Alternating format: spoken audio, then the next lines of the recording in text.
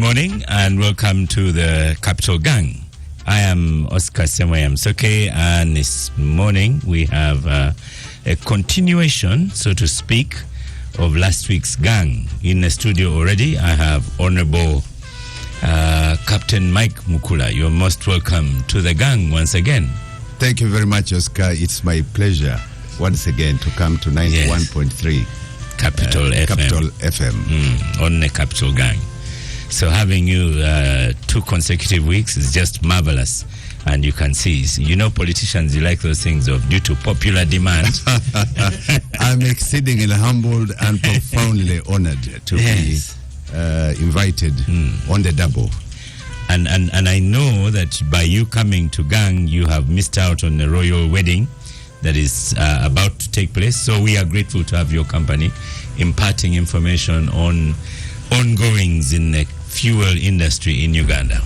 Thank you very much, but we still engage with the royal wedding by a visual engagement. Yes.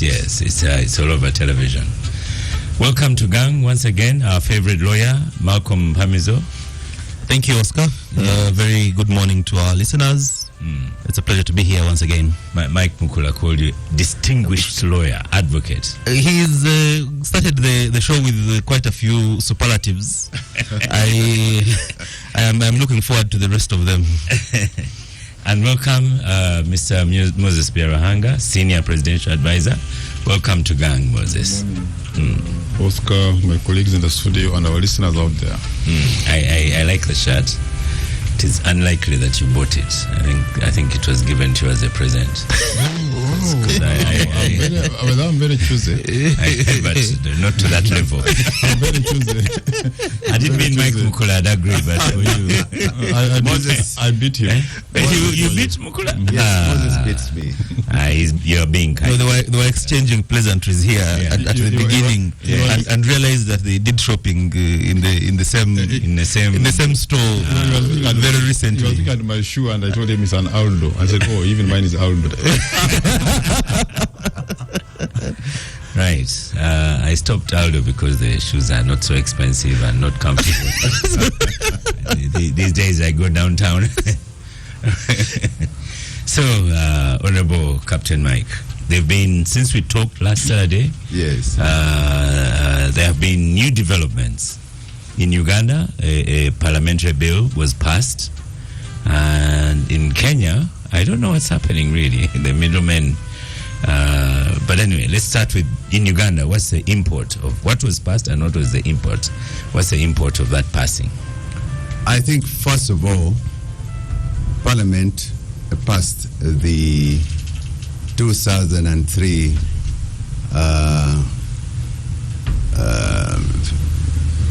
oil bill as amended, and it is now before the Parliament, before the President, for his signature, so that it becomes an act as amended. And the direction was one, to give monopoly of imports of all fuel into the country to be in the hands of UNOC, Uganda National Oil Company, and also to ensure that in that initiative the cost of fuel into the country can be mitigated, can be handled to the effect that Uganda disengages from the original framework which was existing in terms of imports to the country from in the G2G, in the entrance from Kenya, as it amended its policy from the OTS, the open tender system.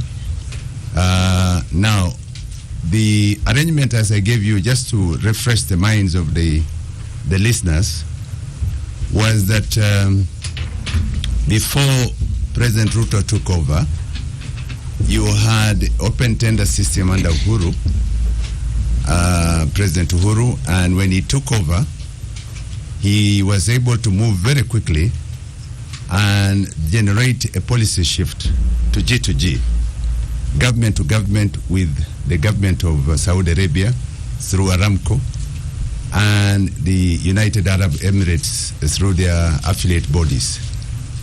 The purpose was to try to mitigate the pressures that Kenya was facing in terms of the foreign exchange, because Kenya had to meet its bilateral and multilateral commitments in terms of debt payment, at the same time maintained the recurrent in terms of imports of fuel and other amenities into the country. So it was facing pressure, which now ignited the upward movement of the exchange rate between the dollar and the shilling. And that overheated the cost of the dollar in the country. Kenya therefore asked for a deferred payment under G2G.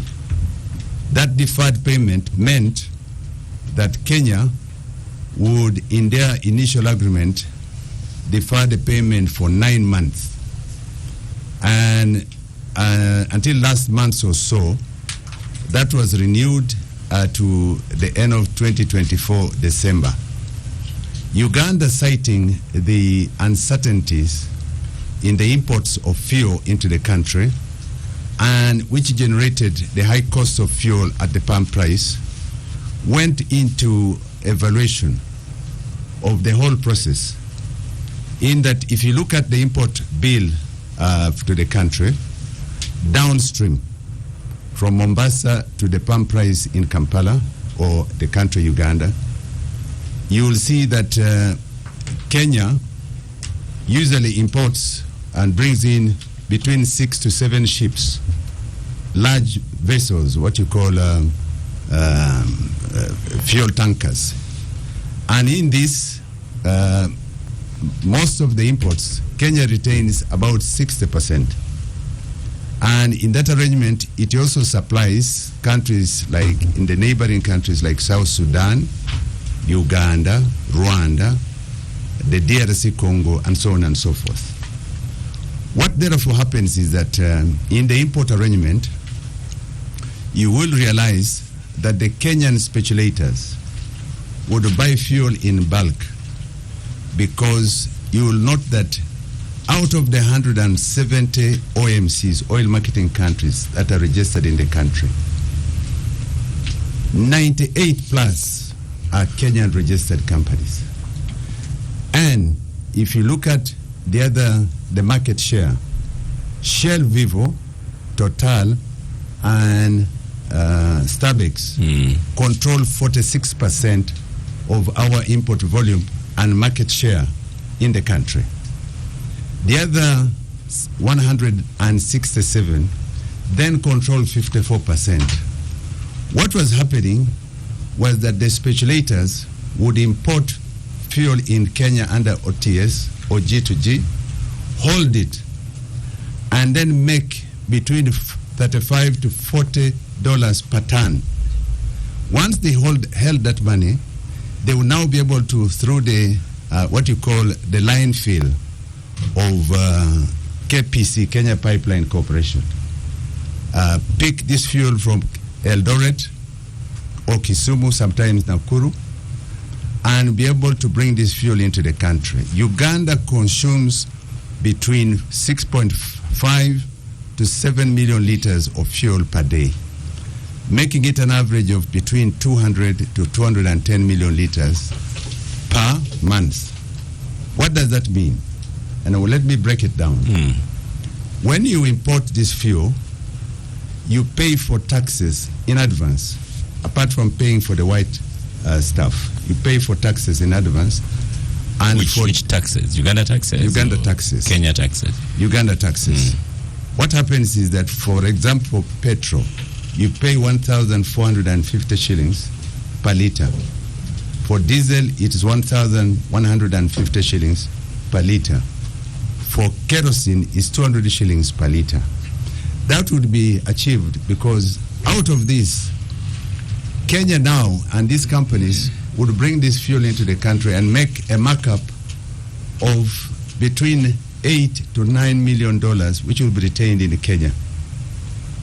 And if you put that into total quantity value, it will be a minimum of $96 million per annum. That will remain in Kenya. Two, even before the fuel arrives here. even before the fuel arrives in here. So the companies which have got sister companies here would now have made that money back in Kenya and retains it there. And for example, let me give you a hypothetical figure. Say $800 per ton. What would happen is that they would sell it at the outlet here in Eldoret at $840, meaning that the $40 is already retained in Kenya, and the company here, for example, company X would buy it at $840 and come and sell it nearly at $840, which means that corporation tax would be retained in Kenya. And if you note, until recently, all these arrangements which were put together, all these companies which were importing fuel into the country were declaring what you call losses. When they bring in their declaration to Uganda Revenue Authority, the corporation tax will be negative, meaning that they have made a loss. But in actual fact, they've made that money down in Kenya. So the speculators were making money in Kenya.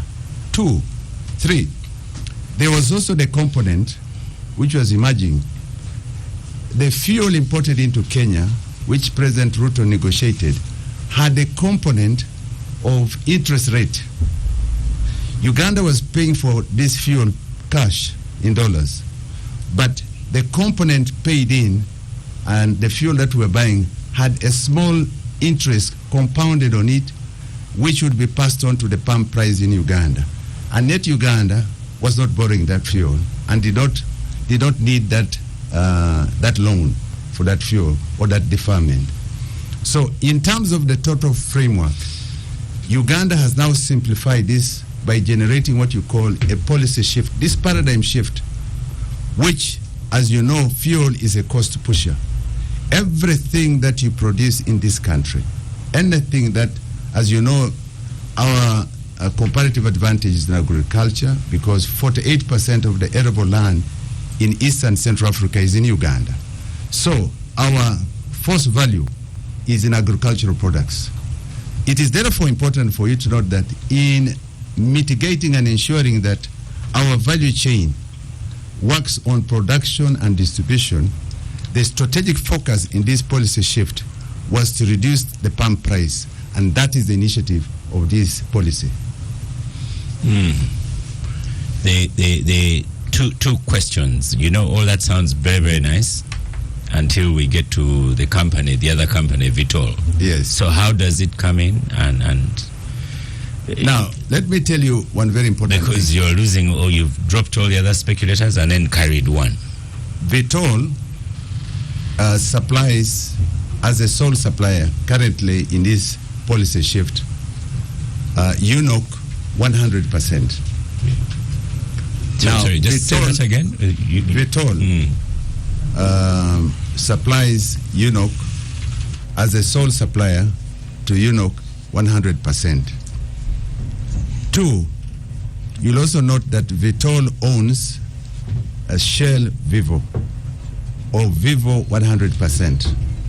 Vitol is a Dutch company anchored, or Shell anchored in Switzerland. That's where it operates from. And it's the largest fuel trader globally in the world. What I want you to note is that that is where the contention was in the parliament. It is worth $550 billion. It is what? Worth $550 billion. Right. 10 times the GDP of Uganda. So that argument was settled on the floor of parliament.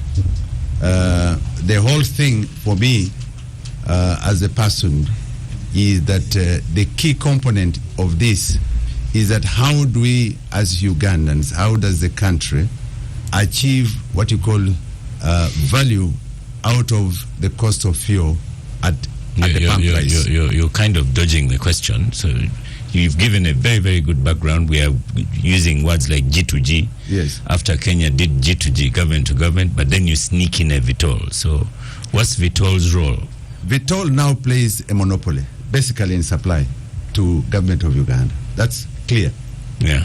And there is no doubt that in this arrangement, it also downstream in the supply chain and distribution chain plays a major role, because Shell Vivo has 152 petrol stations, followed by Total, which has got 148 petrol stations.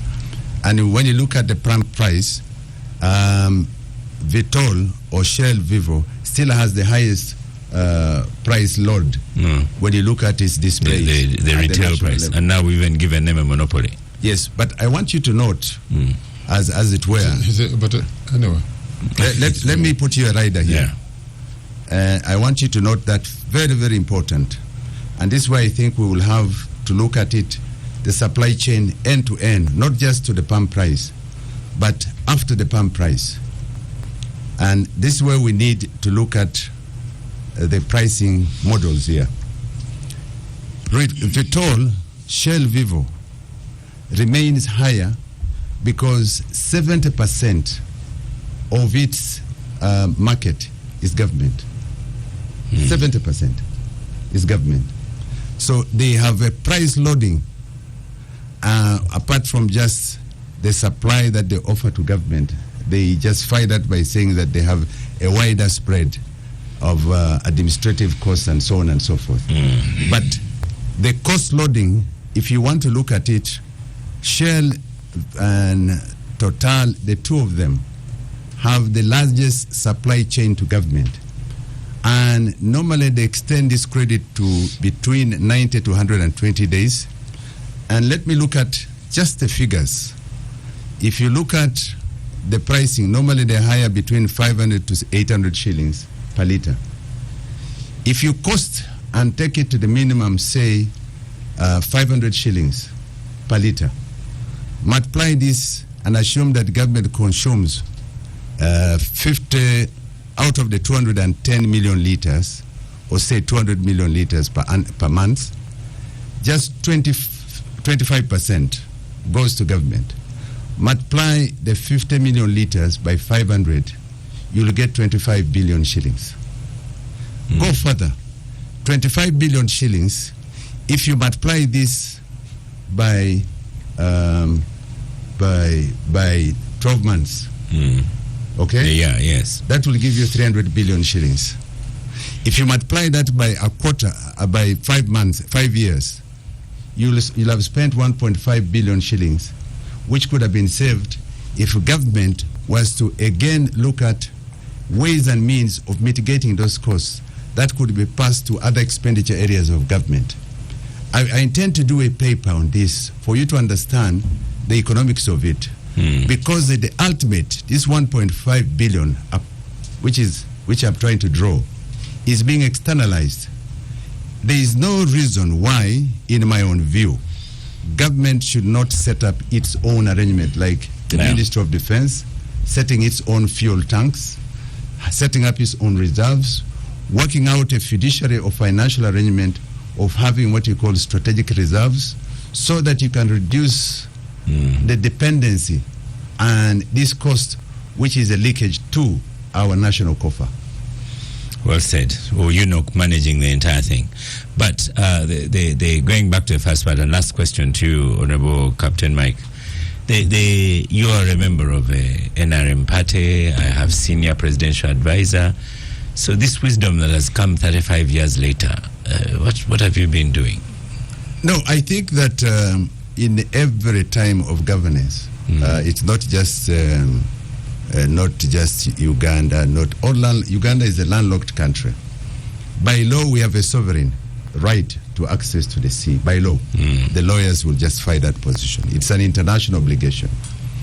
I think that in the past, you should tell that to the Kenya middlemen. Yes, the past, we had when you had the OTS was a little transparent, save for the what was OTS for our listeners? Open tender system. Was a little transparent. What has escalated and brought in the view of the president was now the detail that has now been exposed in terms of the leakage the country, Uganda, has been experiencing.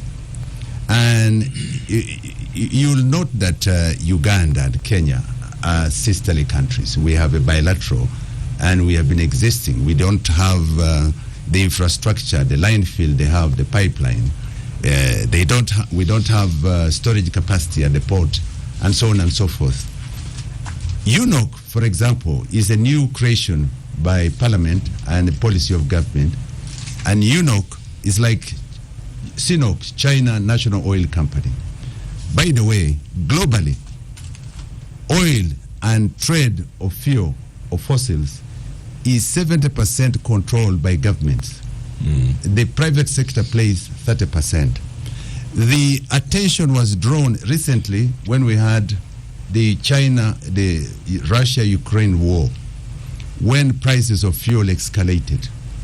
And but we've been there, 2007. Say what? We've been there before, 2007. 2007. We could have woken up then. 2007, I do agree with you that, yes, that was a wake-up call, because when we had the instability in Kenya, when President Kibaki, the late, and Raila Odinga had upheavals and the turmoil which befell Kenya, the price, our trucks were banned in Eldoret, Kisumu, the highway, and the train rail lines were uprooted, and this escalated the cost of fuel in the country. And you'll note that the price of the dollar, for example, went up from 2,300 to 3,700. But my question was, why didn't we learn then?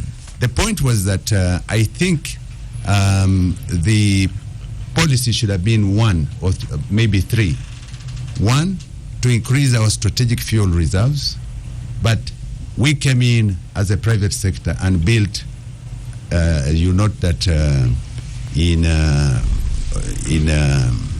in Ginger, government has got 30 billion liters of fuel, 20 diesel and 10 petrol.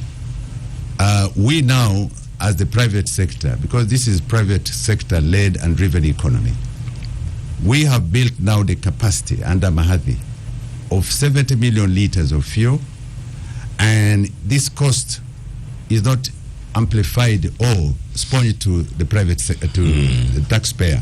This is a private sector initiative. Yeah, that's your company. That's our company. Secondly, we have also provided a linkage which is cheaper between Kisumu on the line field with the barges that have been built, which carry 4.5 million liters of fuel.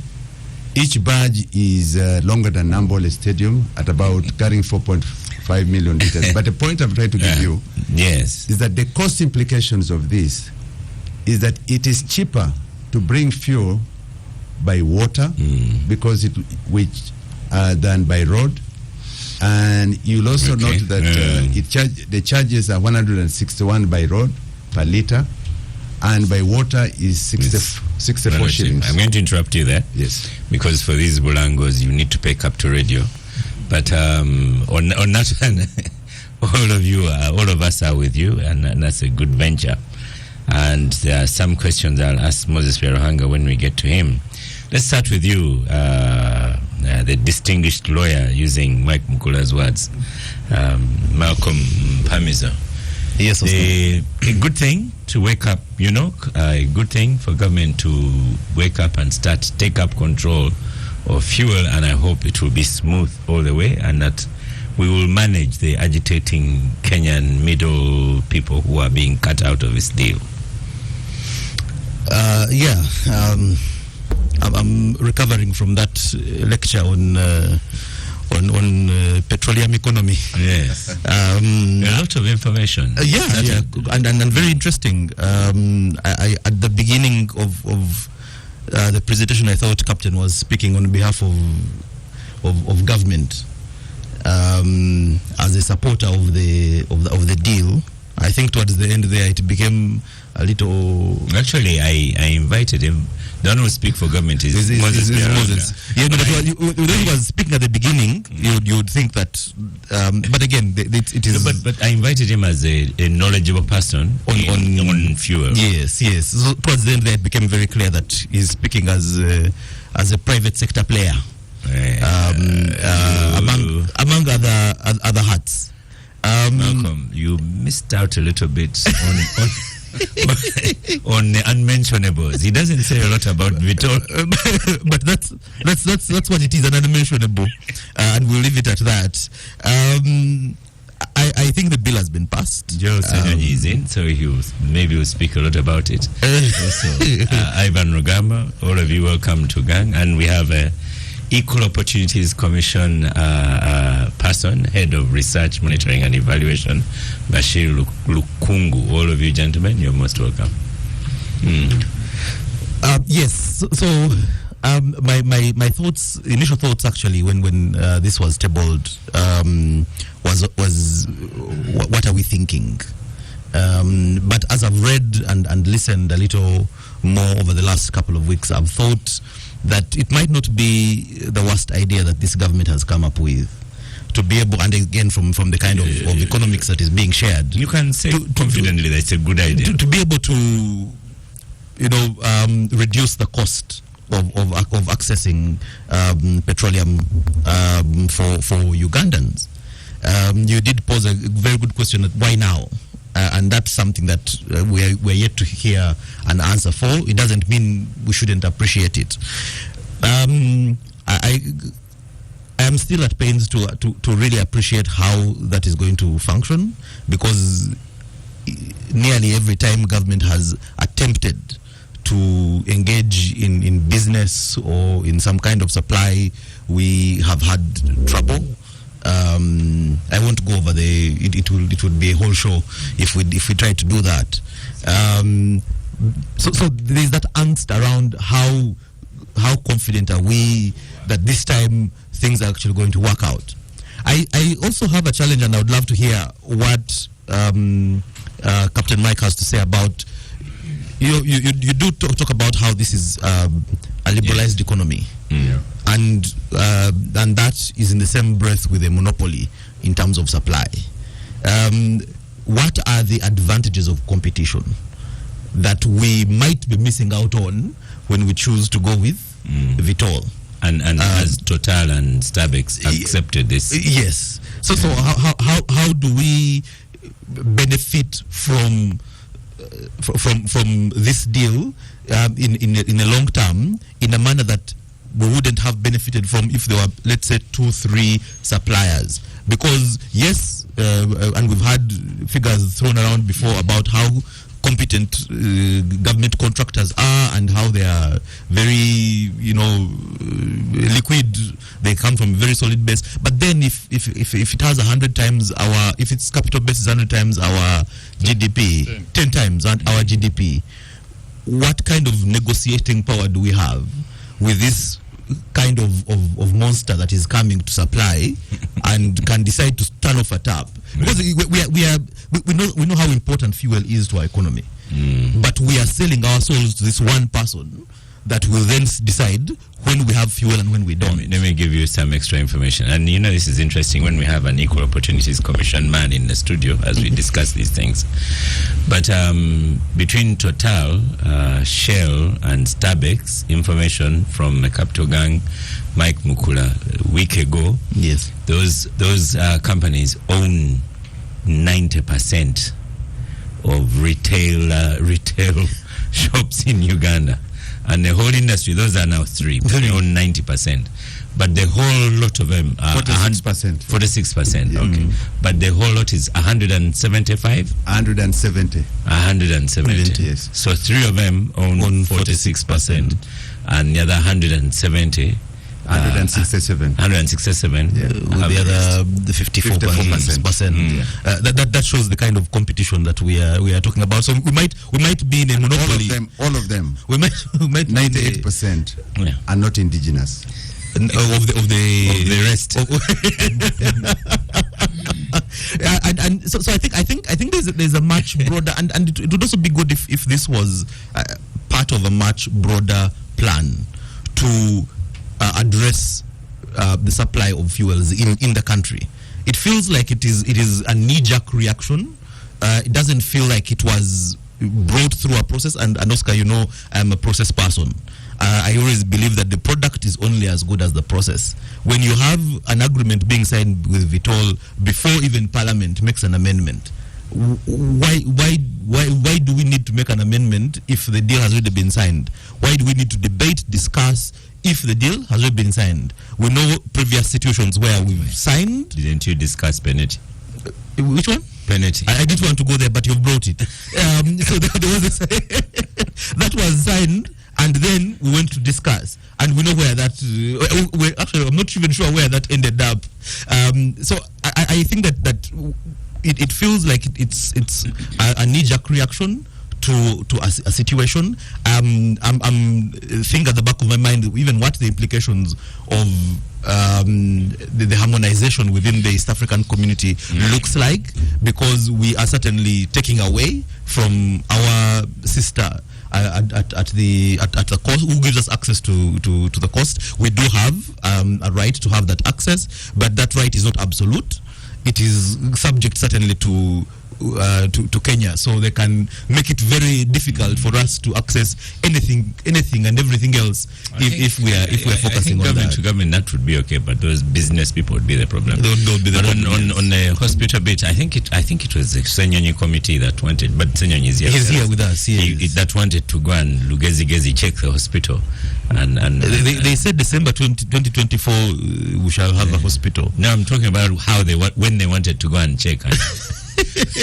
No, but when you have government deals, which are, however much you try to paint it as glossy and beneficial, but when they are shrouded in lots of secrecy and mystery, it becomes very difficult to get the buy-in and I think even from what Captain Mike has shared, I think the sole beneficiary in this deal is government. Yeah. It is government that is taking care of itself and saying we are going to save money, which we shall reallocate to other areas. Not necessarily that, and maybe by implication, the pump prices might come down, but it's actually the government trying to save itself money. Government may have better services with money allocated which takes us to a whole other conversation in terms of the priorities and resource. Let's go to Moses here.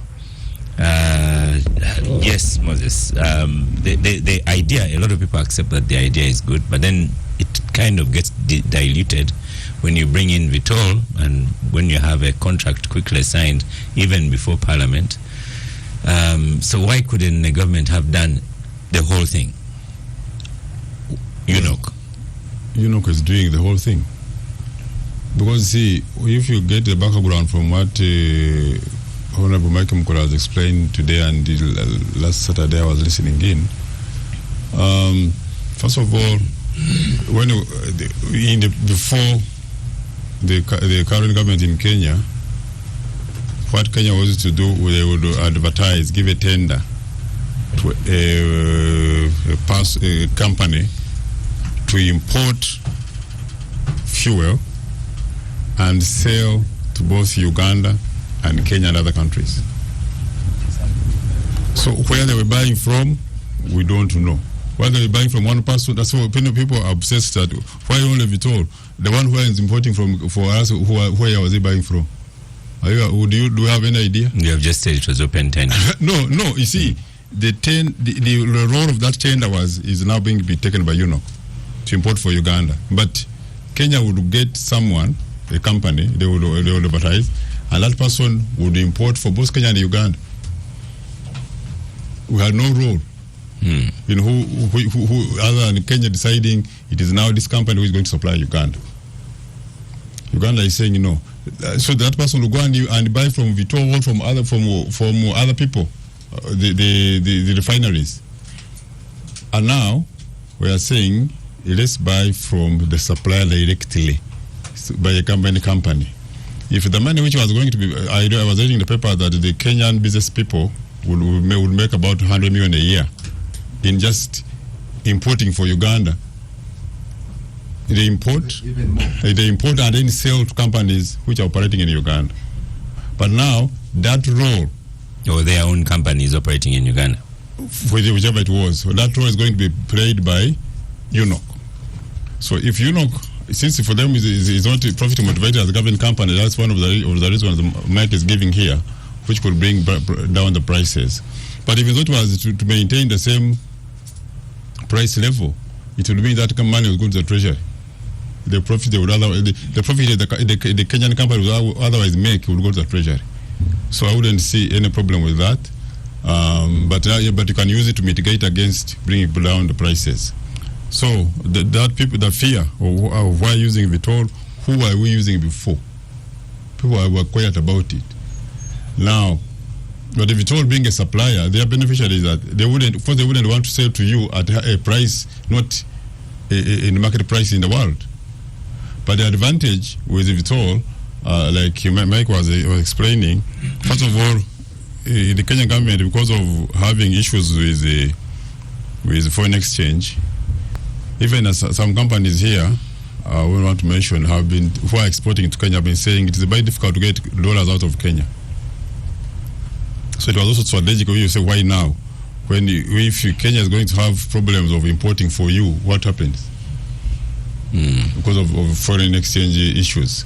So you rather deal with the direct, which we might have the foreign exchange here, but if they don't have money to import and sell to you, what do?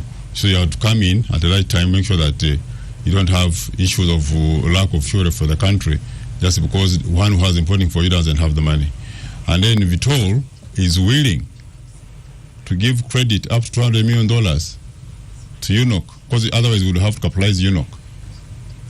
So why Vitol, that's the advantage of working with, but they will not sell to you because they are saying they're monopoly against, over the prices in the international market.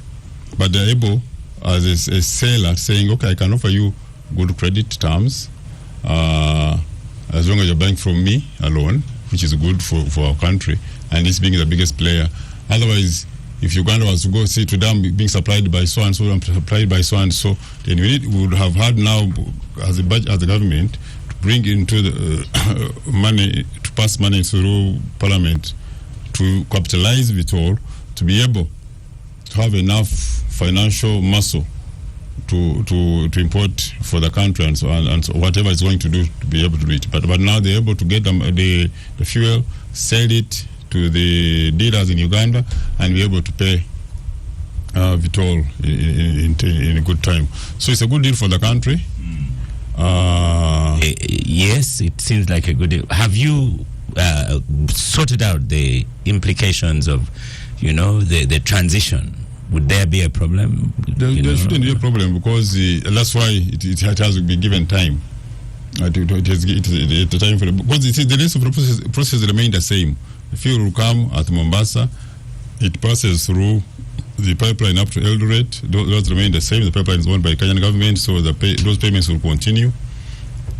And the buyers get the fuel from Eldoret. All these operators here, they get it from Eldoret. They don't get it from Mombasa. That process will continue.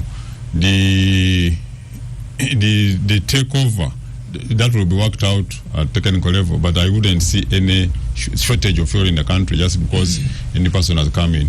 Definitely, by the time you're importing, you must sure when will it be in the country, and be sure that there is enough fuel to run the country at any one moment. There shouldn't be any fear, in my opinion. Okay. Joel Senyonyi, Honorable. Yes, sir. You discussed this in Parliament. This is your opportunity to commend the government of Uganda, led by NRM, on this wisdom now in managing fuel imports. One, it's a surprise. I've had Surprise, good thing? I didn't say that. I said surprise. That government folks are saying we want to eliminate middlemen because that's our major problem, according to them. When we were inquiring into the famous Uganda Airlines, one of the challenges we discovered was middlemen.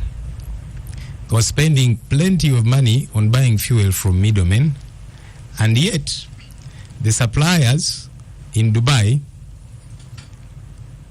in interacting with us, said for us, we have no problem, we are willing to sell to Uganda Airlines directly, but if they don't buy from us, that's not our problem. If they are buying from a middleman whom we are selling to, how is that our problem? But for us, we are willing to sell to them Direct. but obviously the top officials in Uganda Airlines were the middlemen, and so they were making huge monies out of that situation. So when we hear these good people say now want to eliminate middlemen, I'm thinking, okay, You want to clap hands, right? no, I thought that's one. Two,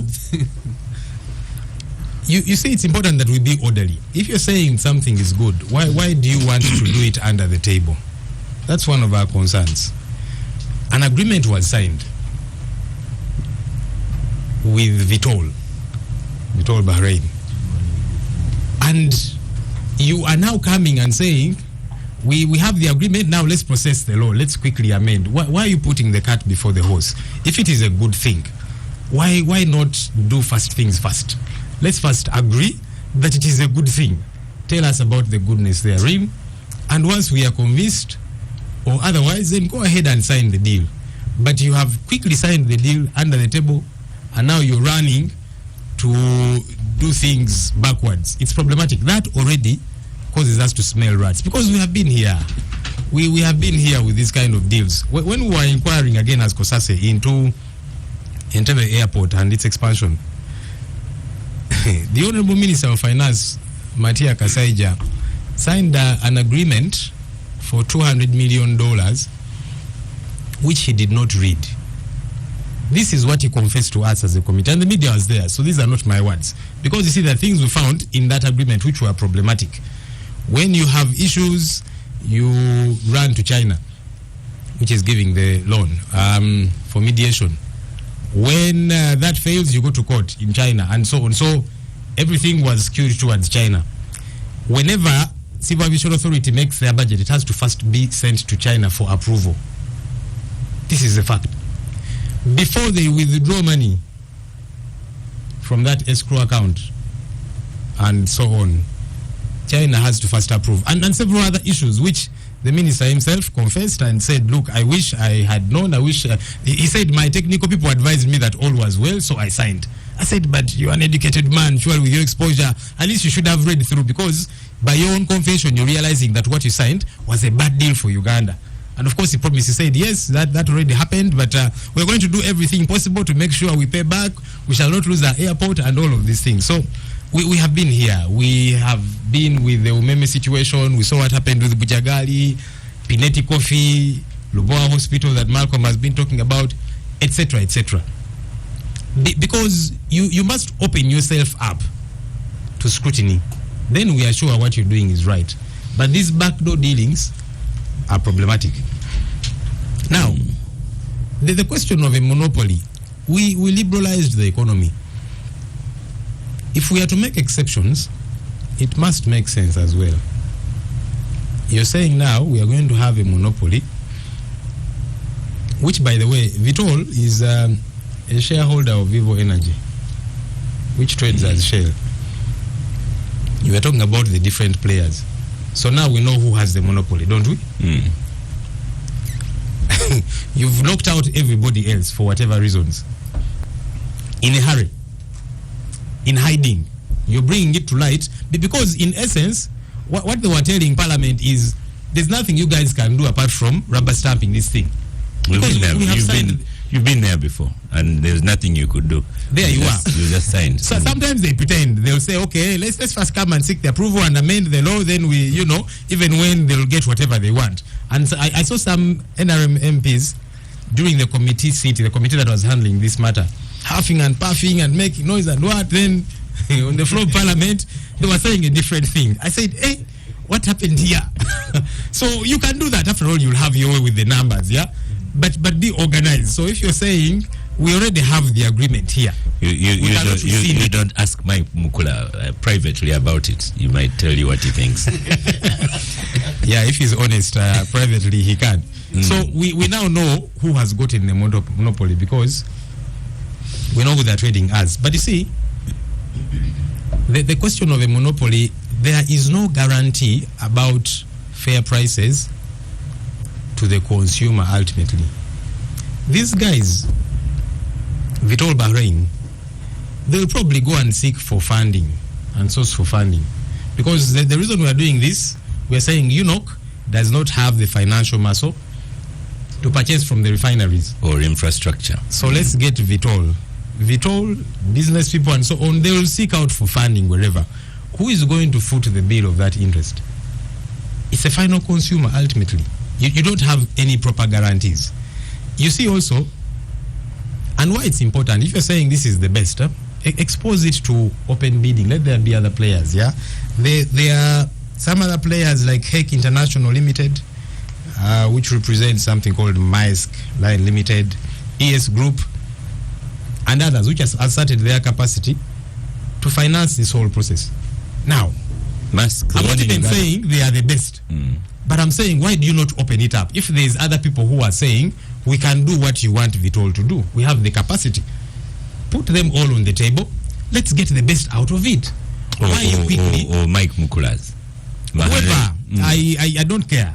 You see, point is, there is people who are saying we have demonstrable capability to finance this whole process. Why not put everybody on the table on a weighing scale, open bidding? Let's get the best, because you're saying you're getting the best, yeah? You're trying to shoulder Ugandan taxpayers or Ugandans generally who should be able to pay less for fuel that they are paying now. Why not open it up so that then we get the very best of them all? Clearly, this is a deal for someone in government, and with time, you're going to get to see the real animal, the real, the real person. You're saying who signed? I mean, that's for a long time we kept wondering who is Pinetti, who is Pinetti. Now we know who Pinetti is. So you will know who, you should ask who is behind the Vitol. Question. He might know. But let's go to Ivan. Yes, Ivan. For you, what would success look like? What would show that this was a good deal? For two things. Because me, I know your brand new pickup. So. Ouch. So what would success mean? In our ghettos, we would say, I sometimes ask about Oscar's obsession with the pickup when you have it's a powerful machine. Machines out there. The outside parking of Capital FM today is colored black. There are cars, then there is Yoka. Anyhow, well, Mike Mukula is here. When you have a petroleum deal, okay. I saw some yes. black. Anyhow, success for me would be two things. First of all, the priority for the state on such a strategic resource as fuel, the priority before anything else is constant, reliable supply of fuel. As a security matter as well. Yes, as a security matter as well. So that's the priority of government. And Oscar, you were asking why, for example, previously government had not thought about going this way.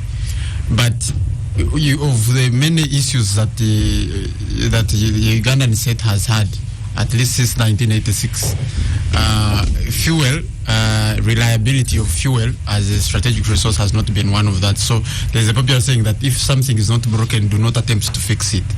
So to date, that system has not, the fuel system or the supply chain and everything has not been broken. So there was not an emergency incentive to get it fixed.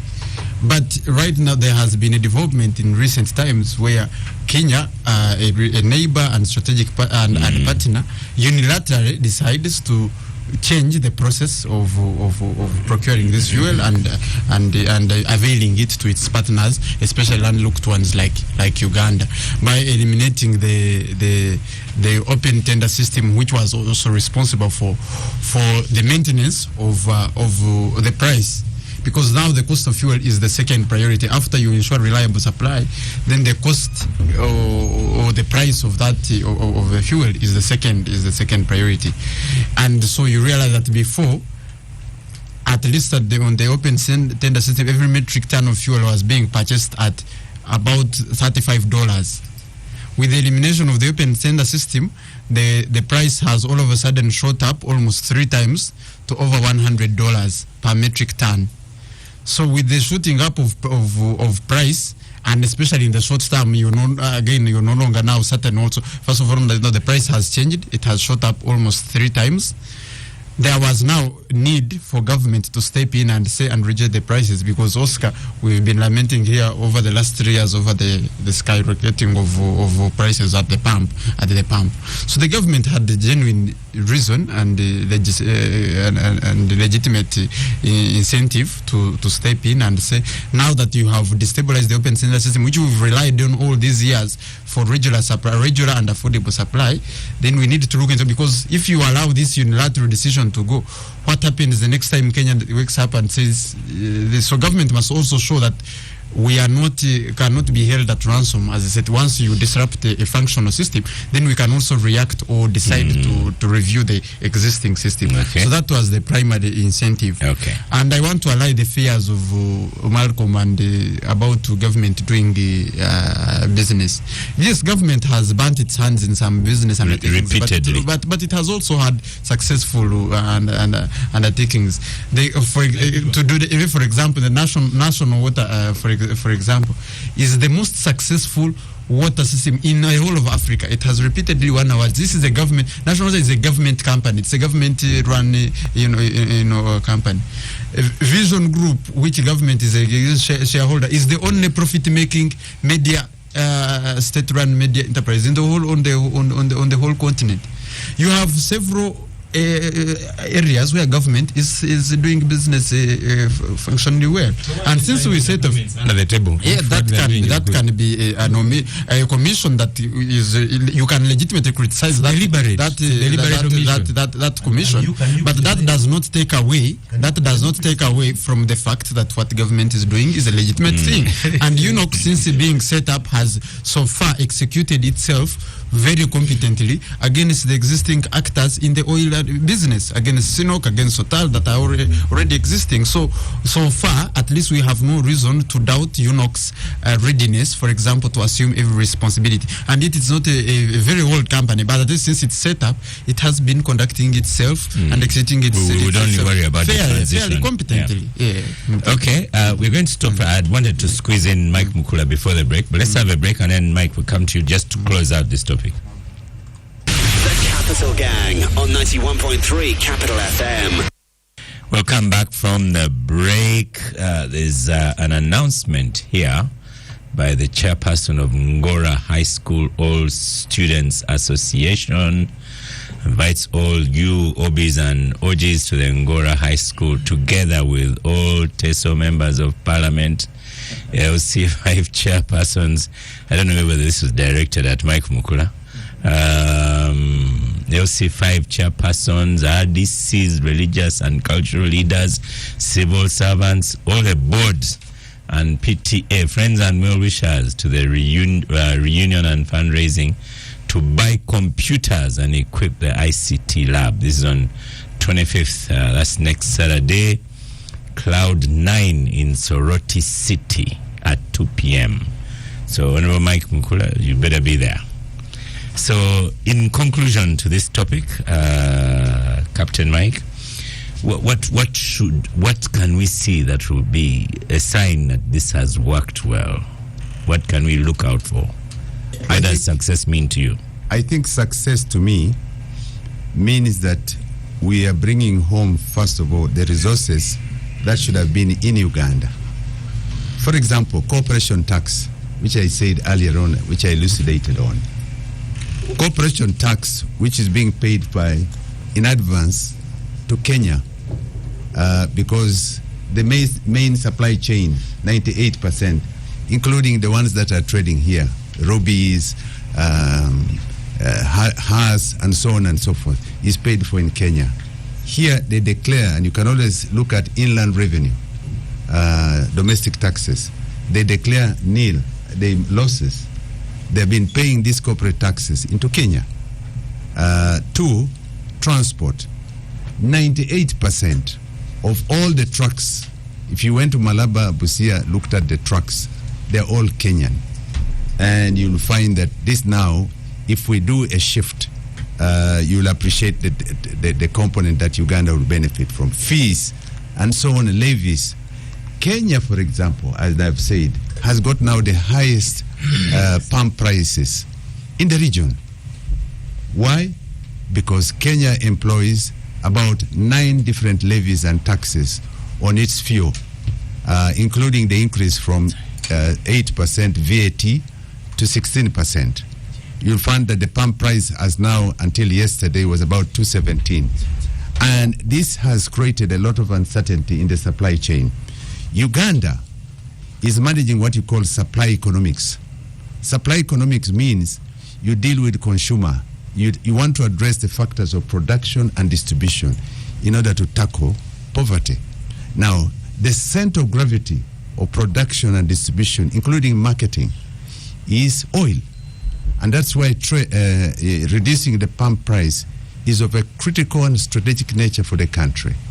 And I want, therefore, to look at what you call the key areas that I think we need to look at. The whole entire region has what you call a regulatory framework for fuel at the pump price. Kenya has got EPRA, Tanzania has the same, Rwanda has the same. I would think that Senyonyi and the group should now look at ways and means of, if you want to look at the short-term, medium to long-term, find ways and means of regulating. The moment we come in with we're now managing downstream, but when you look at the midstream, when we bring in the refinery, and we now need to ensure that we have, in electricity, in energy, we have ERA, Electricity Regulatory Body. That does a lot of mitigation in ensuring that you have a pricing of all production lines. Now, from clean energy, hydro, when you look at solar and so on and so forth. The point I'm trying to look at here, and this is what we need to look at going forward, let's find ways and means of ensuring that maybe we can amend the law, the provision of the authority of ERA to include, apart from electricity, we also bring the areas and the function of fuel, so that it can also regulate some of these things progressively. Currently, it's in the hands of the Ministry of Energy and one of the departments. But going forward, I also want us to look at why this hemorrhage Uganda is suffering from over the pump prices. That's why I brought the issue of regulatory. Yeah, there is no reason why you have the price of fuel of Total and Shell and Eurobis and all the other players being higher than the rest. Yeah. And yet the supply David line Kampala is the has written to me as saying that monopoly and Total have the highest pump prices. That's correct. So now the benefit, and I've told you this, it's because 70% of the consumers are government. 70%. Yeah. And you'll find that KCCA, Ministry of Health, Ministry of Police, Ministry of Internal Affairs, the Army, all go to this point. They're financing these monopolies and to externalize these resources. We need a major reform to ensure that apart from the pump price, we also ensure that there is a ways and means of mitigating the pump price in the country, so that there is a benefit in terms of amplification in our supply side economics of the country. Thank you, Captain Mike. David also tells you, Ivan, that New Vision has just announced to shareholders that it made huge losses, so they should not expect any dividends this year. For the first time, that's not true. Ivan, where have you been? What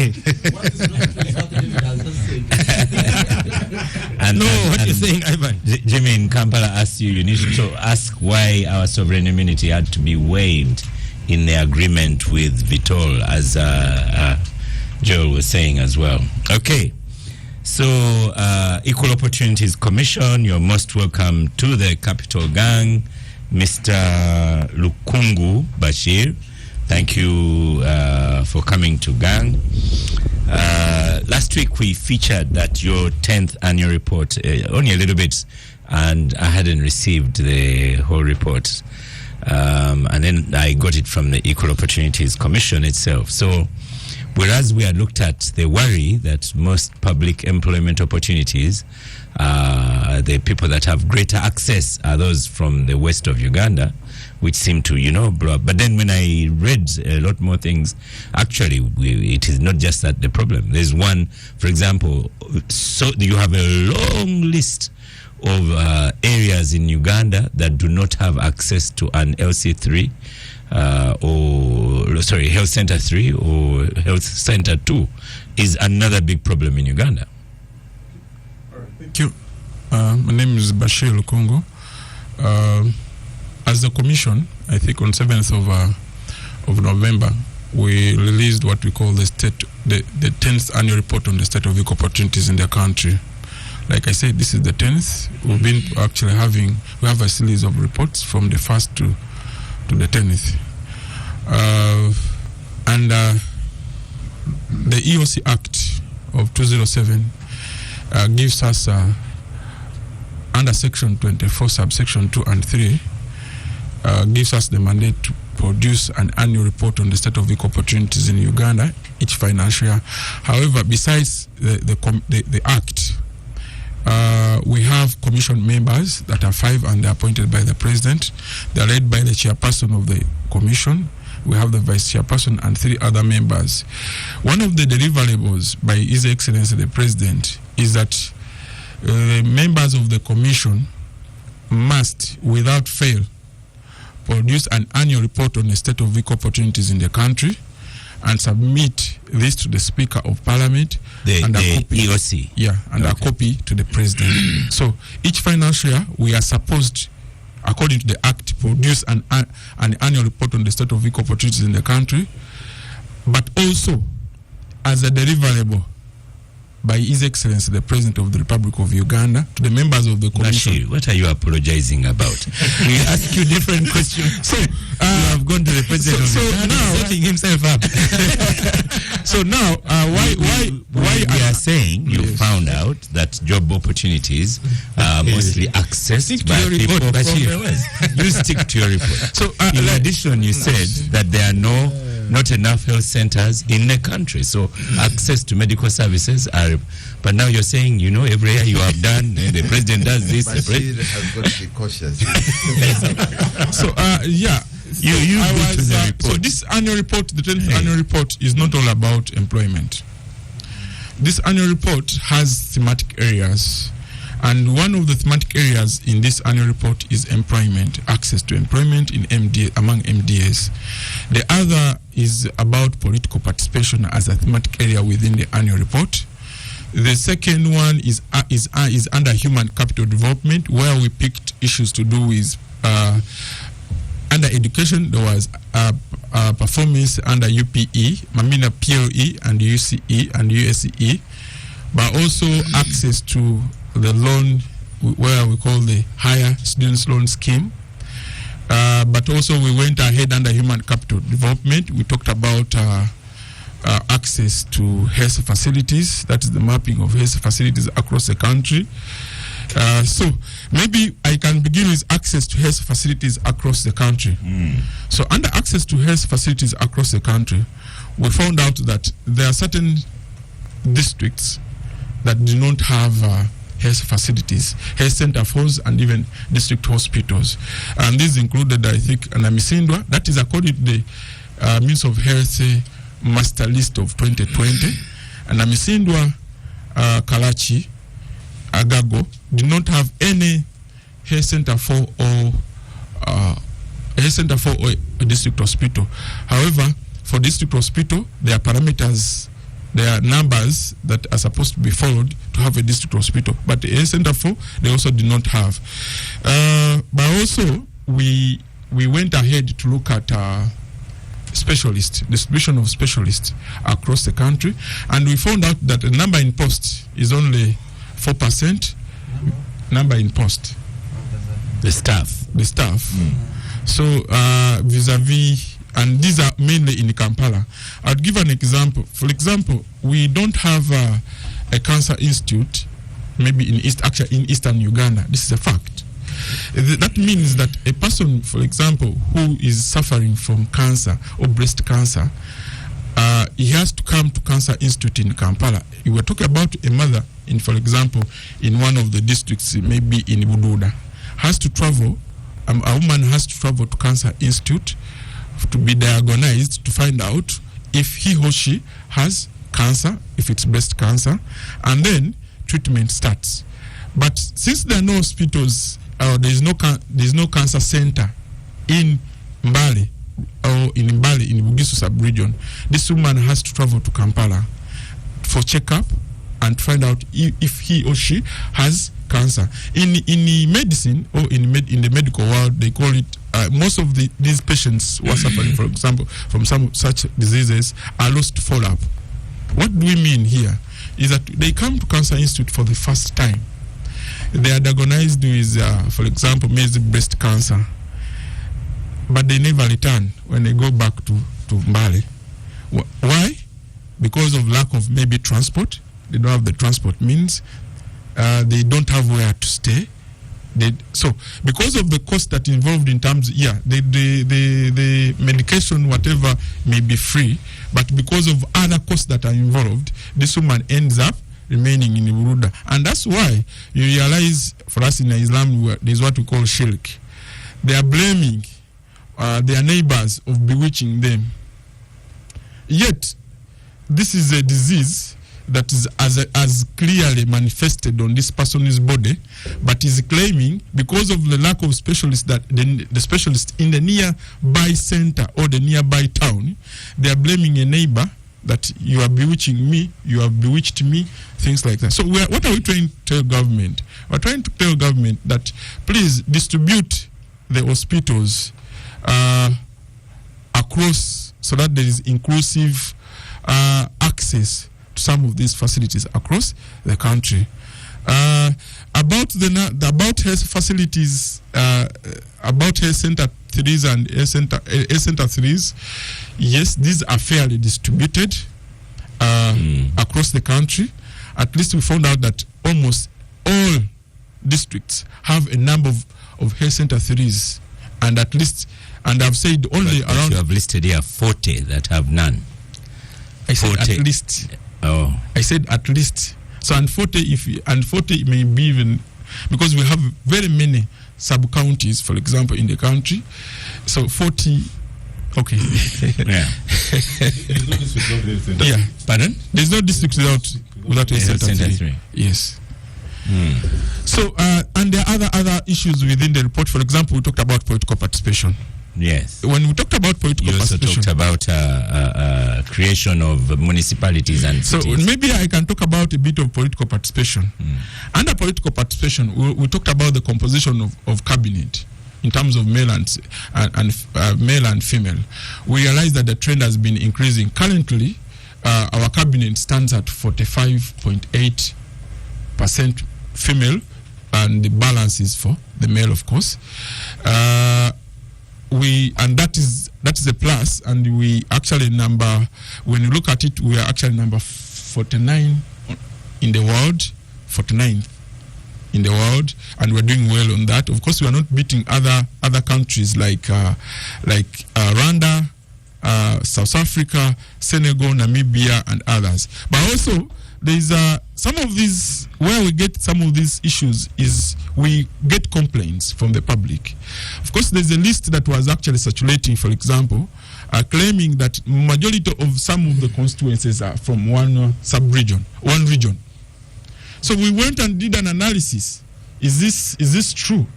Actually, our findings are showing that Eastern, starting from Busoga, Bukedi, Bugisu, Teso, they have the highest number of MPs in the country.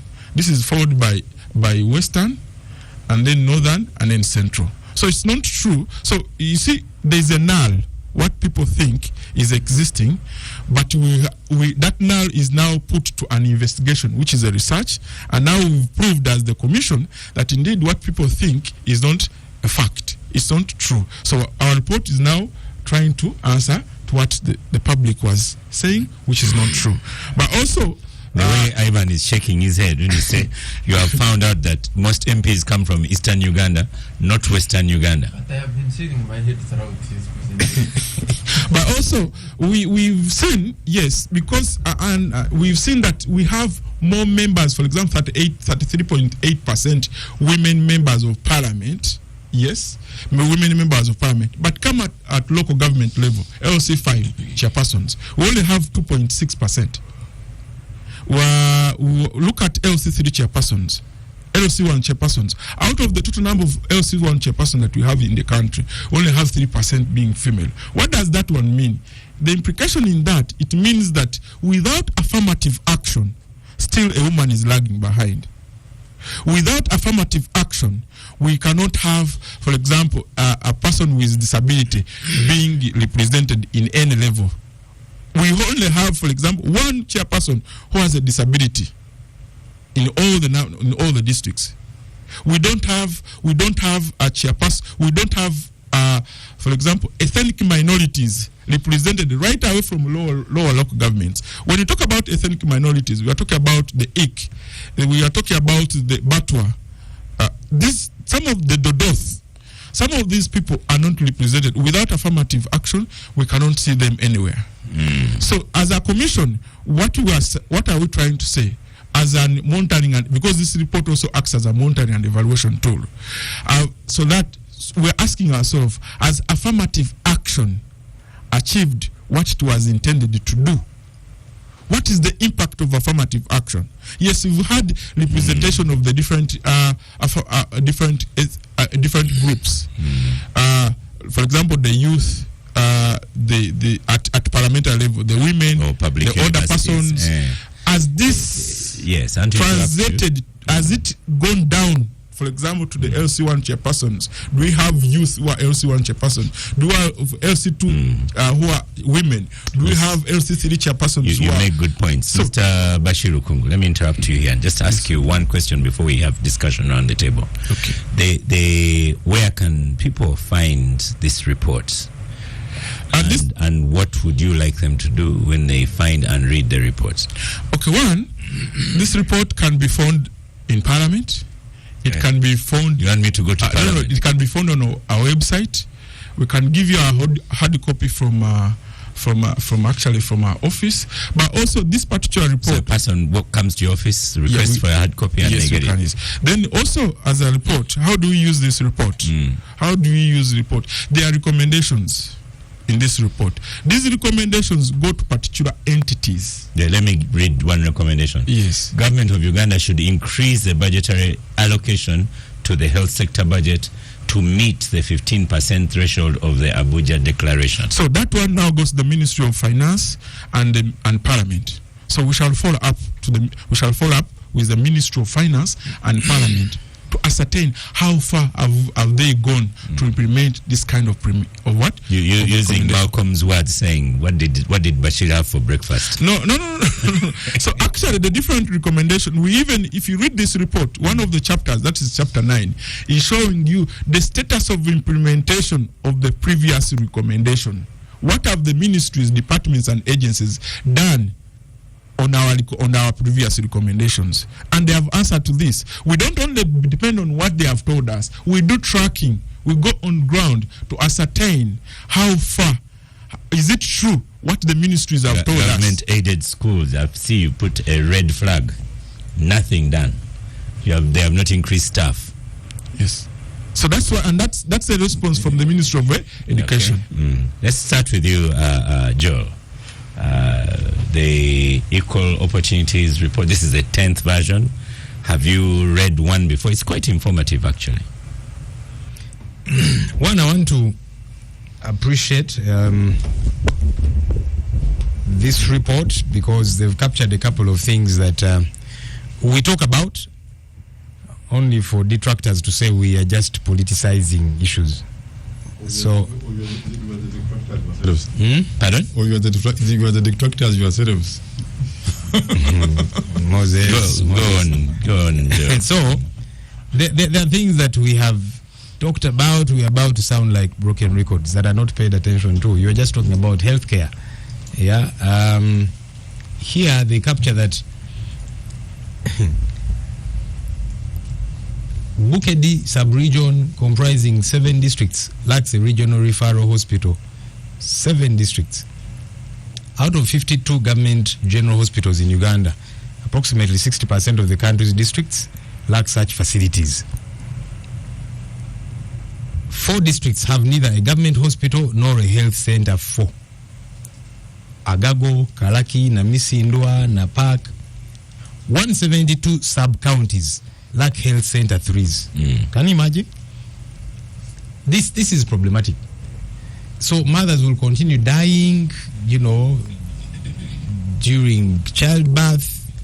People will continue dying of treatable ailments and so on and so forth. Why? Because we have not paid attention to this animal called healthcare, just like several other issues. So it's good a government entity is telling government that, look, these are not political issues. When the Senyonyis talk about these issues, it's not just for politics. It is real. There are other issues of concern. He talked about the students' loan scheme. 2 months ago, as Kosase, we inquired into this and out the report. We are still waiting for action to be taken. We discovered there are districts that hardly benefit, and then there are districts which regularly will have huge numbers of students benefiting. And MPs were mad. It was interesting watching that debate across the divide. I saw some NRM MPs extremely mad, saying, you people, you think for us you don't matter. I said, okay, this is interesting. I don't know. Hopefully these issues get to be addressed. So it's good you have captured that, because when you see the reason given for the way jobs are distributed, it is tethered to education. I'll read this for you. For example, the Western region shows the highest percentage of employees in top positions at 40%, followed by Central region at 26%, then North and East, that's 12 and 21% respectively. Now, the reason, when you read the reason for some of these issues this way, it's because high level of so yes, proximity to information, that's number 1. Access to national data, availability of resources, and then access to education. Because these that have, the percentages, Western 40% and blah, blah, blah, they have a larger population of educated individuals. Is it that other regions don't want to study? No, we are not availing these opportunities. That's why you see the student loan scheme is skewed to particular regions, to particular districts, which is wrong, which is problematic. Because ultimately, and you've heard people, even in government, try and justify that, you see, these people who are hired in government, yes, they might, majority of them be from one region, but they qualify. Okay, number 1, are they the only ones that qualify? But 2, the reason they qualify, many of them, it dates back to the education issue, which Equal Opportunities Commission is pointing to. Because if you are availing education facilities in particular regions, the vast majority of them, obviously you'll have more educated people from there, and resultantly, those will be the biggest beneficiaries, ultimately. So we need to deal with these root cause issues. Otherwise, we end up dividing our country. I'll end with this. When we were inquiring into URA, as Kosase, so one of those meetings, we asked them, you give us your staff lists. And I looked at them, my head churned a bit, but I said, okay, let me first go to other issues. And one particular MP from Agago, the Honorable Ricky Anywa, is an NRM member. He looked at the list and he was mad. He said, no, Honorable Chair. I said, Honorable, what are you saying no to? He said, this list I'm looking at is problematic. 8 out of the 10 commissioners are from one particular region. Then he went down to the staff list, similar situation, And of course, we could not pin the officials from URA because they don't appoint themselves. Our quarrel was now with those that appoint them. And that can be said of some other entities, because this is the report anyway of the Equal Opportunities Commission. We need to fix these issues. Otherwise, we end up unnecessarily dividing our country. Let's stop for a break, and after the break, we come to you, Honorable Captain Mike. The Capital Gang on 91.3 Capital FM. This week on Desert Island Discs. My guest, Alice Namuli Blazovic, is the head of technology and innovation at Katende Sempewa and Co-Advocates. The other hat I wear is I'm a headmistress of my kids' school, the biggest school in Uganda. Yeah, it has 4 kids. Yes, and I'm with you now. That took me 2 seconds. Alice. I have learned that human beings, we learn more by watching. That actually sticks much more than someone telling you, do this, do that, do the other. And to me, it was literally watching my father. When you hold someone else actually also hold your hand and take you in spaces you've never, ever like dreamt of. The Desert Island Discs, talking success every Sunday at 7 p.m. with Flavia on Capital FM. Keep it locked, baby. Fresh hits for Uganda. We know that you got big dreams to grow your business, so don't just sit back. Come to NCBA Bank, the home of asset finance. Get up to 95% financing on saloon cars, commercial vehicles, PSVs, trailers, and equipment ranging from medical, construction, industrial, and agriculture. Visit any NCBA branch or call our toll-free line 0800 222 123 or 0800 388 132 today. NCBA Bank Uganda Limited, regulated by Bank of Uganda, and customer deposits are protected by the Deposit Protection Fund up to 10 million shillings. Terms and conditions apply. Start and end your day with Uganda's best cup of fresh New Cafe and Omukago coffee. Omukago coffee is a blend of Robusta and Arabic coffee, while New Cafe is 100% Arabic coffee with the best aroma in the land. Get yourself a packet from our factory outlet at Coffee House Ginger Road and all big supermarkets like Quality Supermarkets, Mega Standard, Crown Supermarkets, Port Bell Supermarket, Joma Supermarkets, and so many more in different sizes at different prices. For more, please visit our website at www.newcafe.org or call us on 0741-996-466. New Cafe and Omukago Coffee are quality products from New Cafe, National Union of Coffee, Agribusiness and Farm Enterprises Limited. Capital Gang on 91.3 Capital FM. Come back from the break. At this rate in the break, Bashir could have ended up as poor Bashir. But Captain Mike, whereas the report says that most MPs are from your area in the east of Uganda, and do not deny, because when they said west of Uganda, they said, but there's a breakdown. But he has also said from the east of Uganda. But then the poverty we know is from the east of Uganda, of Uganda.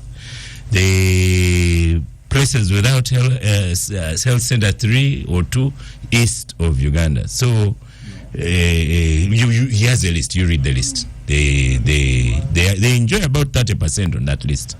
Did I mention poverty level? Yes. So east of Uganda, you are not enjoying equal opportunities.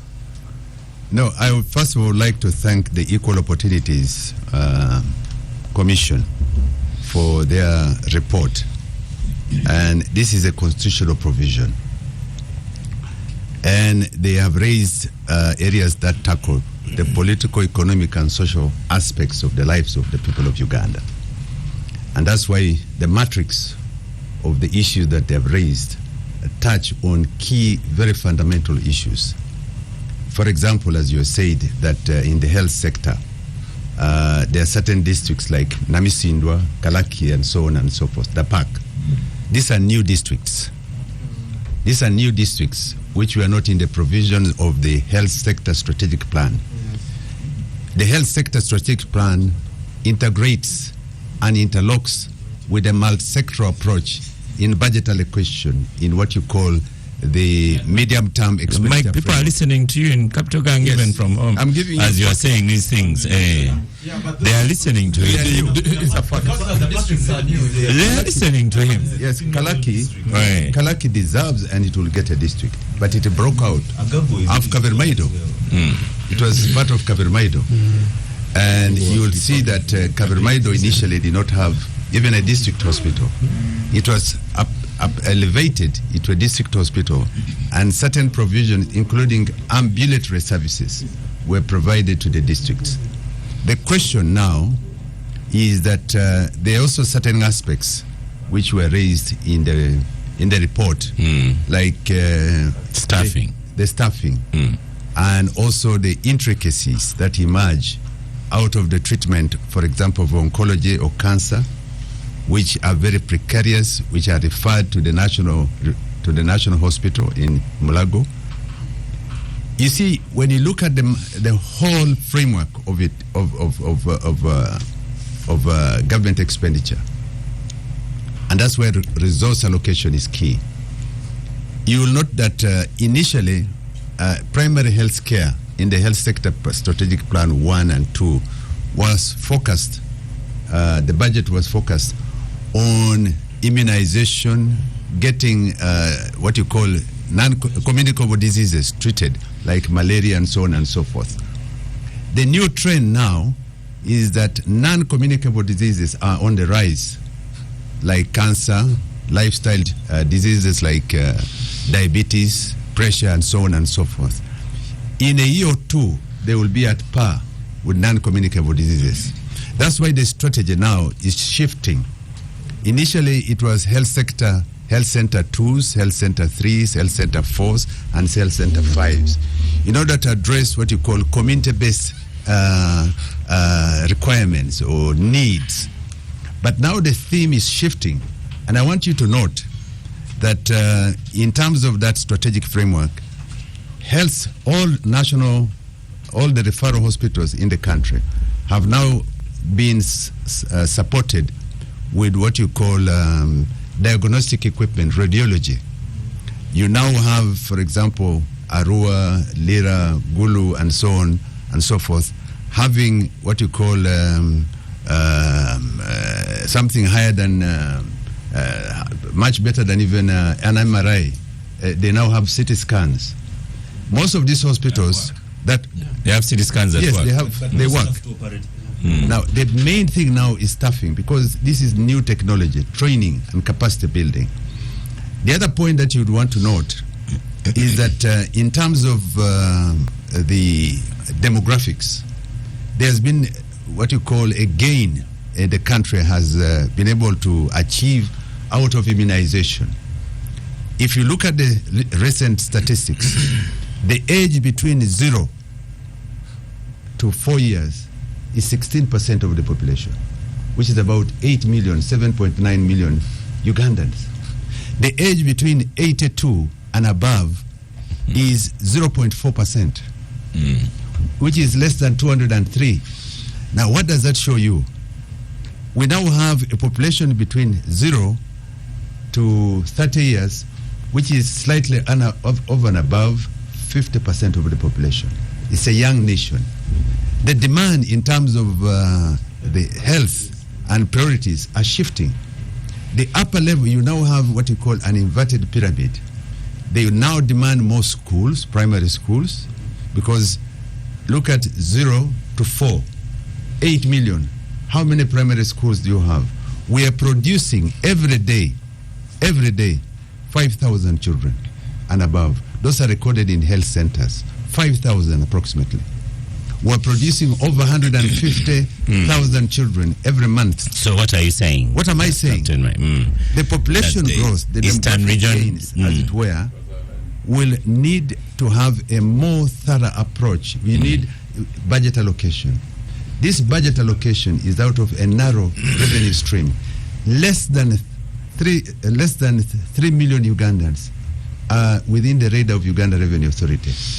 That means that we now need to identify more alternative resources in order to focus and address the country's needs. As it so, as you conclude, as I conclude, Chairman Eastern NRM, what is the promise you are giving him to mitigate these unequal opportunities? There is need for us, particularly the region I represent, the report that has been presented to ensure that we have access to equality in terms of employment, as it were. That is fundamental.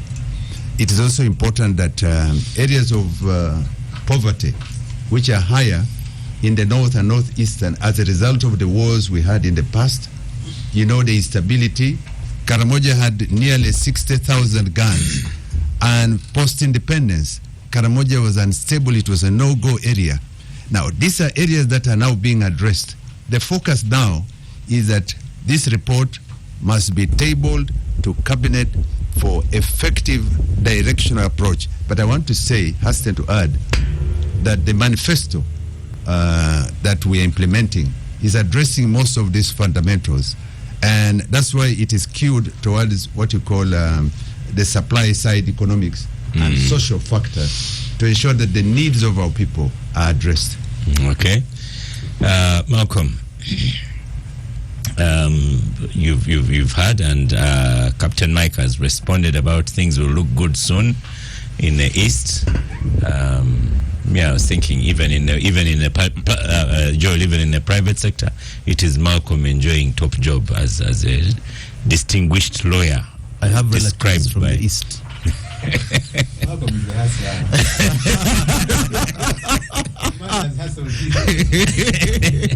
Malcolm is the hustler. Hey, good. I tend to hustle every once in a while. I'll probably start by reminding both the Moses and Mike that Agago district was formed in 2010. Napak 2010. 13 years. Namisindwa 2017. Just add this slight one. They create these districts apparently to bring services closer to the people. Yes. Thank you very much for picking that out, because that's where I was heading. So they are not necessarily new. And again, what is new? If this is part of the plan, why not first amend the health sector strategic plan to provide for? So why were these districts formed? If it wasn't to bring quality health services closer to the population, because that seems to happen much later. So 13 years later, there is still no Health Center 3. Or were they formed to bring an MP to Parliament? And maybe an NRM MP to Parliament? Maybe that was achieved. Yes. Don't make a mistake between a hospital and Health Center 3. There's no, you cannot say Napak, Agago, Kalaki doesn't have Health Center 3. Health Center 4. It's Health Center 4. Yeah. Yes. Health Center 4. But we are talking about a population, and Captain has talked about how we are growing at an alarming rate of 5,000 babies per day. As early as 2010, 2011, I had the very distinguished honor of visiting Captain Mike's home in Bugolobi and listening to some very interesting conversations. He was recruiting us, the young men, and sharing very knowledgeable information, but talking about how we need to harness the demographic dividend that is coming. So we've been growing at the base for several years now. So we shouldn't be at this point expecting to have, I think they are expecting to have 738 pediatricians in health centers, and we have only 60 across the entire country, and we are hoping that those 60 are going to keep all those babies alive for us to benefit from that demographic dividend. I think that when these districts are being formed, when these political lines are being drawn, let us think about the people and try to address what they are facing. Oscar, the report that we have before us, and I tried to check the website for other reports there, which share very, very interesting information. I was sharing a little earlier that I think it tells us a lot of what we already know. If they have done a very good job as the Equal Opportunities Commission, it is to try and justify why they shouldn't be on the list for rationalization. That is what they have done, and I would recommend that they are taken off that list so they can keep giving us statistics to the things we already know and talk about. But these statistics don't seem to mean much. The 15% budget spending of the Abuja Declaration is something that has been there over and over. I'm actually glad that it's a government entity. If civil society were to produce a report like this, there would be problems. because would be labeled enemies of terrorists, enemies of progress and fighting the steady progress that is going on. But sometimes steady progress can be too steady, and we need to make changes. So these statistics here, I'm not so sure that they will be put to good use. I know that when those that speak for government, when they speak about these statistics, they are going to paint a picture of there's so much else that has been done. But let us not deceive ourselves that if a government does not invest in the education and health of its people, then it is choosing to keep them at a level where it can manipulate them, it can control them, it can, play all sorts of tricks, sign deals under the table and go to parliament later. It can, do all sorts of things to keep itself in power because it is not educating, it is not ensuring the health of its people. Let me just add one thing point very briefly to say that planning and implementation is not like Genesis chapter 1. Let there be, and it was. It's a process. That's number one. Number two is that when you look at these facilities, as it were, for example, Blago. Yesterday I had a friend of mine, a member of parliament, who had a concussion. He fell and injured himself and had a bleed in the head. And he had a neuro operation in Malago because they had a massive clot in the head, in the brain. They had to evacuate this clot. What am I saying? There are so many case studies like this. Every day, doctors that we have who are carrying out specialized operations, and they're doing a pretty good job.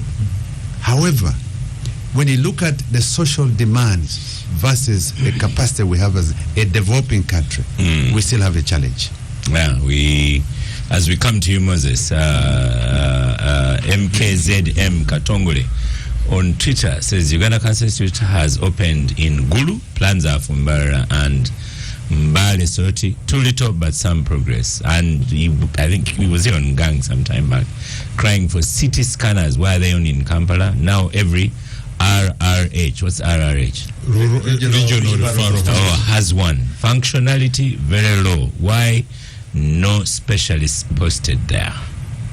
That's for you, Moses. Oh, I'm happy about that because from what Honorable Mukura has mentioned, you see, you don't do everything at the same time.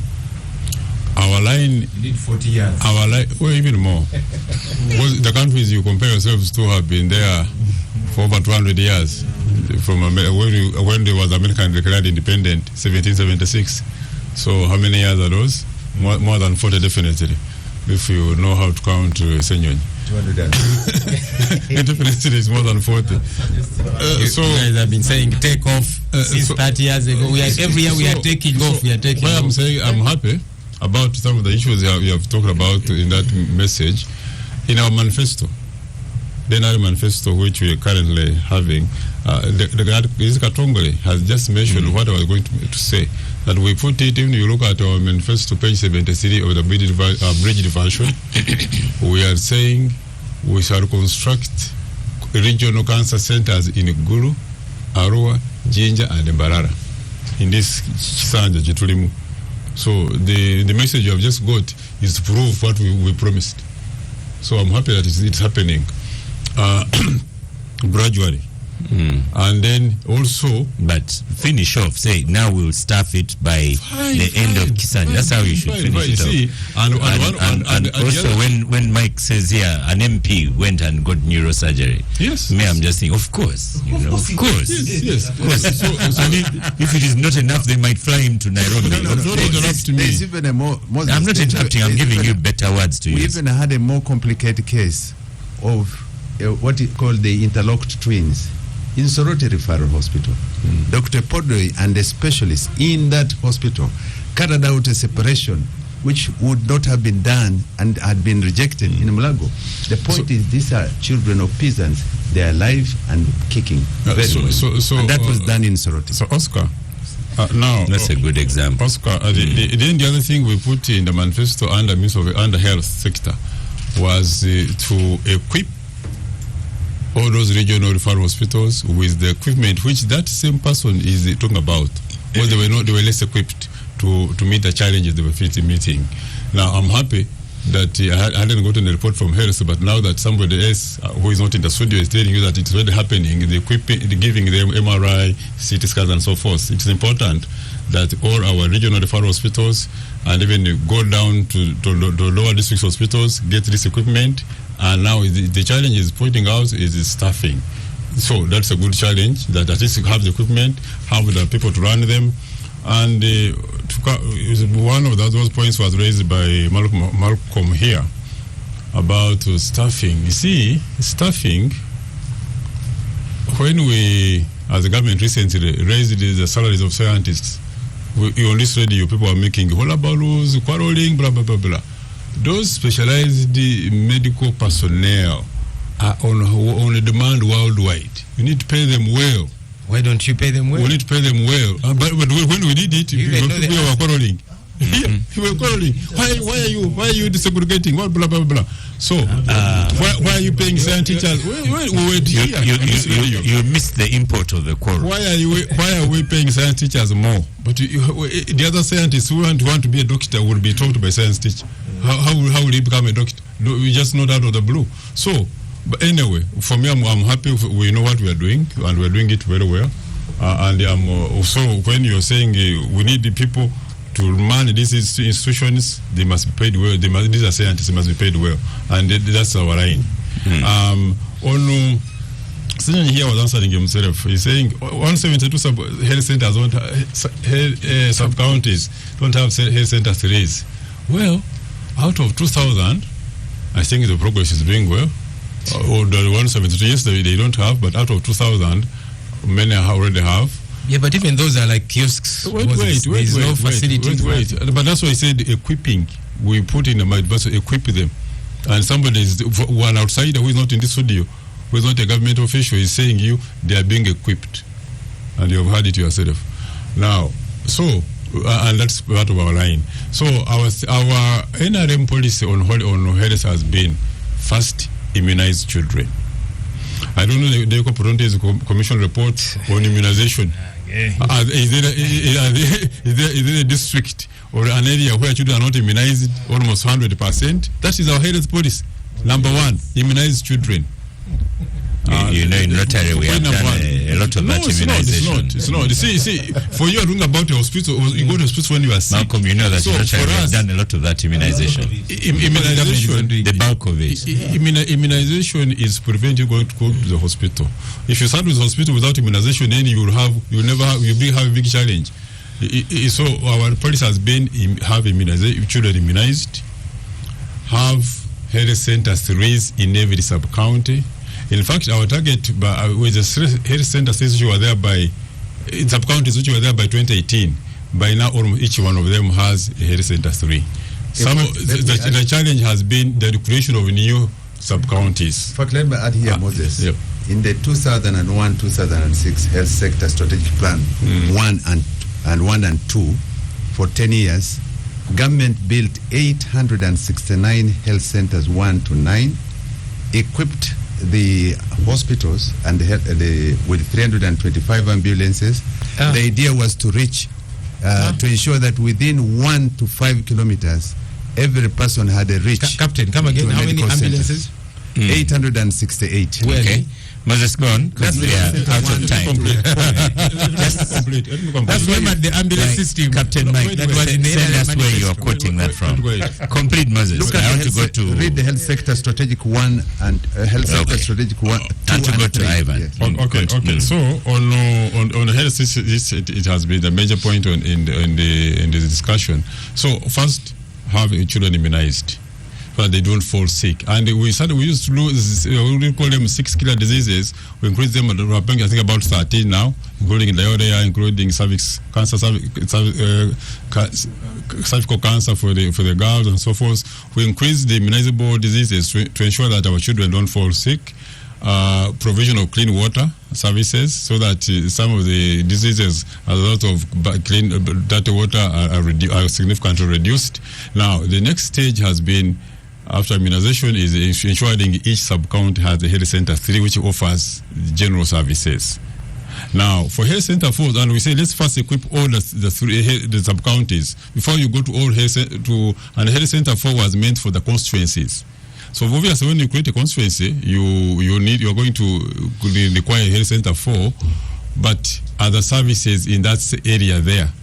If you then a district is about a district hospital. Now, Minister of Health has been saying we don't necessarily have each district have a district hospital in the sense of geographical area, but to cater for a certain number of population.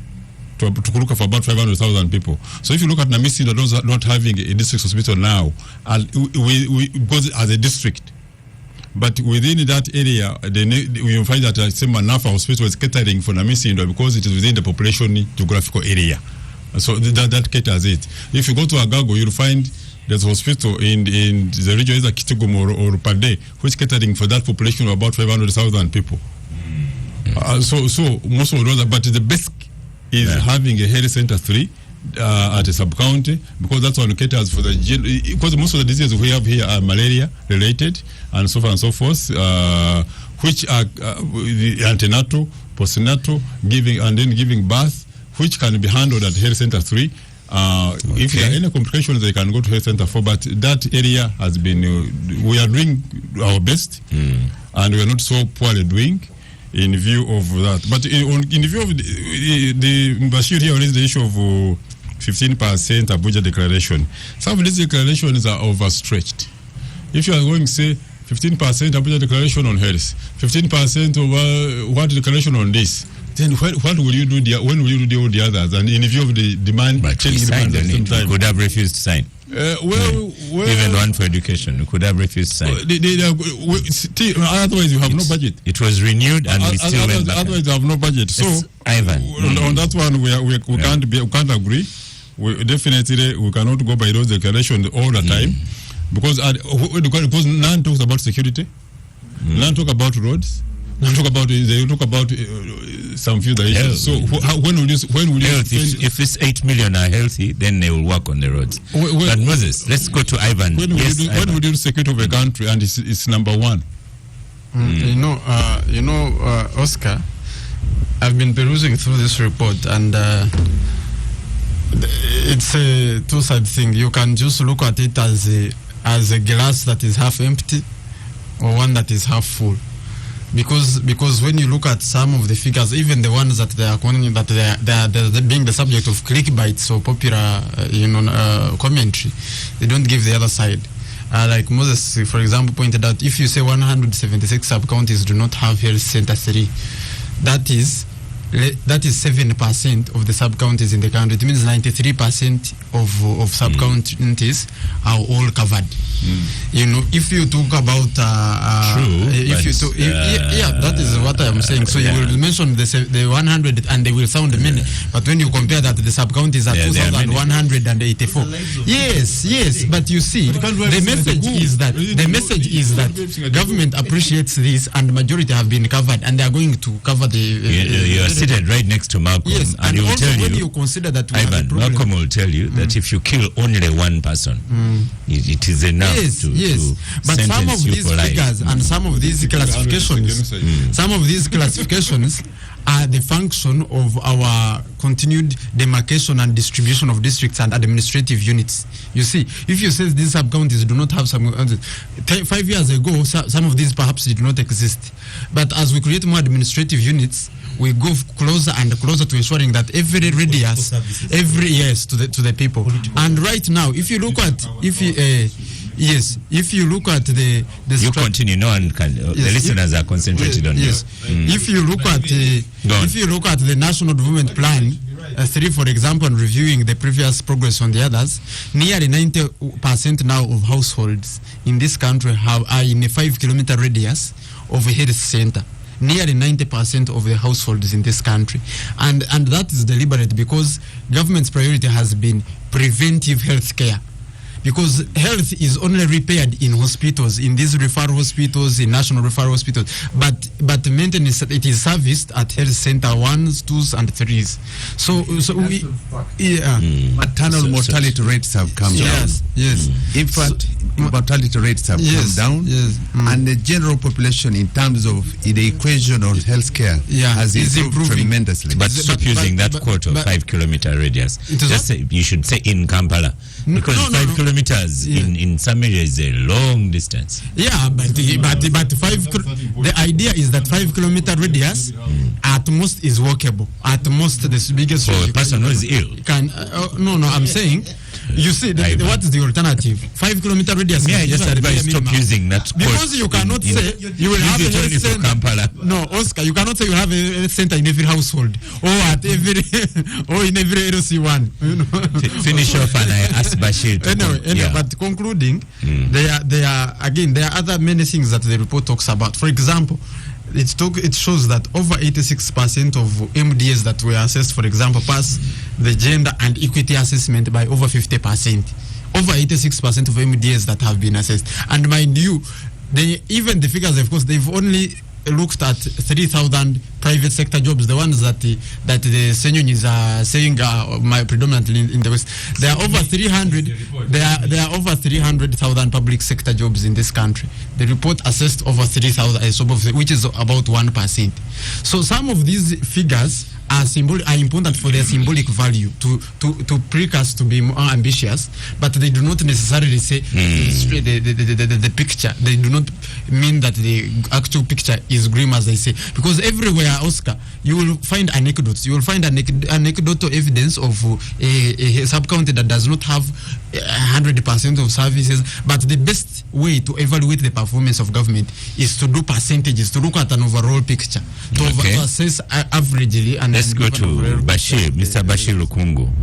What do you take for? Before Bashir concludes, because it's midday already. Somebody has sent me a message saying recently, this person was carrying Siamese twins who were conjoined on the tummy and were separated here at Mulak Hospital. Basically saying these very services, which Mukula had talked about, are improving by every passing day. What do you take from the discussion on the table today? Okay. Those ones for Moses, I'll take him on after the break. Okay. after the show. Okay, thank you so much.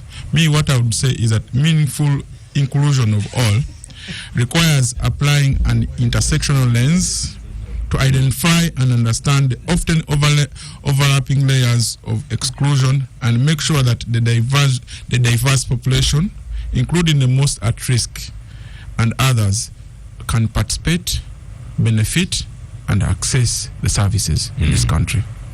Thank you. We are moving in the right direction. And we are moving in the right direction. Yes, maybe like Ivan here said, yes, we didn't talk about the percentages. We only gave absolute numbers. But when you look at what the government or what Uganda has gone through, you see progress. We are saying that this report is a monitoring and evaluation tool. It shows you where we were and how far we have gone. So the progress is seen, and as Ugandans, we are actually seeing the progress and the services and the politicians can do the. And the politicians can do the. Let's have Mike Mukula, a BMK gift, our regular listener, says in Raila Odinga's statement this week, said there was no G2G. And he asserted that Kenya did not sign any contract with Saudi Arabia, but Mukula keeps referring to that arrangement. Producer has given me 2 minutes for you to address that one. And no, I think what comrade or brother, the Prime Minister Raila Odinga, former Prime Minister, was saying when he was addressing the press conference yesterday on the G2G was that one, the supply agreement to Kenya under G2G is being managed by a company. He would like to see a G2G between the government of Kenya and the government of Saudi Arabia, not with a subsidiary or any other operator. He's saying what Malcolm and Senyo are saying, G2G not with Vitol. Well, you may not say it in that way, but... Well, that one is an arrangement we discussed already.